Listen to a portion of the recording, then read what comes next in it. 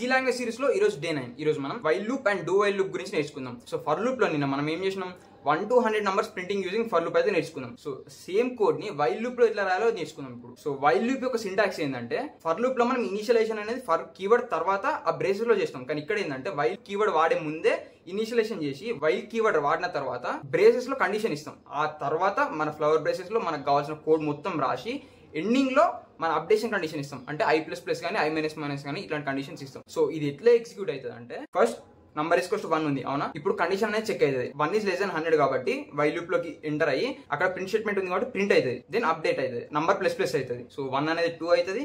మళ్ళీ 2 is less than 100 కాబట్టి 2 print అవుతుంది. దెన్ అట్లనే 3 అవుతుంది. అట్లనే 100 వరకు వెళ్తుంది. 100 వరకు వెళ్ళినాక 100 ప్రింట్ అయినాక 100 కూడా ఇంక్రిమెంట్ అవుతుంది. 100 అనేది 101 అవుతుంది. 101 అనేది 100 కంటే పెద్దది. సో కండిషన్ ఫాల్స్ అయింది కాబట్టి లూప్ నుంచి బయటకు వచ్చేస్తుంది. దెన్ డూ వైల్ లూప్ గురించి మాట్లాడుకుందాం. వైల్ కి డూ వైల్ కి తేడా ఏంటంటే, వైల్ అనేది ఫస్ట్ కండిషన్ చెక్ చేస్తుంది. కండిషన్ ట్రూ అయితేనే ఎగ్జిక్యూట్ అవుతుంది. కానీ డూ వైల్ ఏంటంటే, ఫస్ట్ ఒకసారి ఎగ్జిక్యూట్ అయిన తర్వాత కండిషన్ చెక్ చేస్తుంది.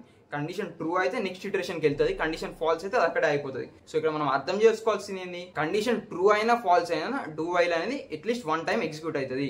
ఈ కోడ్ చూడండి, ఫస్ట్ I = 1 ఇచ్చిన, దెన్ వైల్ లూప్ లో కండిషన్ ఏమి ఇచ్చిన, I must be less than 1 అని ఇచ్చిన. కానీ అయినా కూడా కండిషన్ ఫాల్స్ అయినా కూడా 1 అనేది ప్రింట్ అయింది. సో కండిషన్ ఫాల్స్ అయినా డూ వైల్ లూప్ అనేది అట్లీస్ట్ ఒక్కసారి అయినా ఎగ్జిక్యూట్ అవుతుంది.